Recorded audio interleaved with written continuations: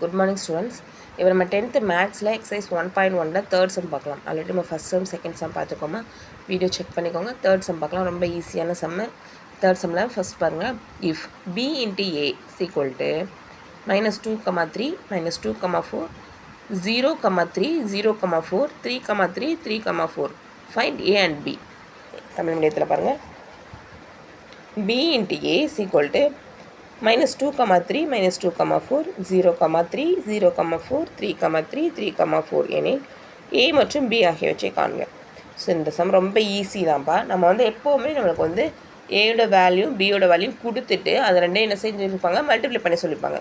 So இப்போ இது ரெண்டே மல்டிப்ளை பண்ணி ஒன்று வச்சு காமிச்சிருக்காங்க, ஆன்சர் காமிச்சிருக்காங்க. நம்ம ஏயோட வேல்யூ பியோட வேல்யூ நம்ம என்ன செய்யணும், எடுத்து எழுதணும்.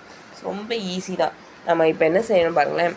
ஃபஸ்ட்டு என்ன செய்யணும், ஏயோட வேல்யூ இங்கே என்ன கொடுத்துருக்காங்க, சம்மில் பாருங்கள் b இன்ட்டு ஏன்னு கொடுத்துருக்காங்க. ஸோ நம்ம வந்து ஃபஸ்ட்டு வேல்யூ வந்து பின்னு வச்சுக்கணும், செகண்ட் வேல்யூ ஏ வச்சுக்கணும். அதே மாதிரி தான் பிஏ அப்படின்னு சொல்லிட்டு நீங்கள் ஃபைண்ட் அவுட் பண்ணிட்டீங்க வச்சுக்கணும். ரொம்ப ஈஸியாக இருக்கும் இது பார்த்தேன். ஸோ இப்போ ஏக்கு என்னென்ன வேல்யூ இருக்குன்னு பாருங்கள், 3, 4, 3, 4, 3, 4 தான் வந்திருக்கு. பியோட வேல்யூ என்ன இருக்குன்னு பாருங்கள், -2, -2, 0, 0, 3, 3.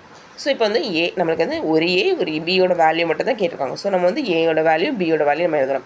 ஸோ ஏயோட வேல்யூ வந்து என்னது 3, 4 என்ன 3, 4, 3, 4, 3, 4 இருக்குது. ஸோ நம்ம 3, 4 மட்டும் எடுத்துலாம் போதும். பியோட வேல்யூ பாருங்கள், -2, -2, 0, 0, 3, 3 இருக்குது. ஸோ நம்ம அதோட வேல்யூ ஒன்று மட்டும் எழுதினா போதும், -2, 0, 3. ஸோ அது வேல்யூ -2, 0, 3 வேல்யூ ஒன்று மட்டும் எழுதினா போதும் நம்ம சம். ஓகே, அவ்வளோதான். ரொம்ப ஈஸியான சம். ஏயோட வேல்யூ பியோட வேல்யூ நம்ம ஃபைண்ட் அவுட் பண்ணியாச்சு. அவ்வளோ, தட்ஸ் ஆல்.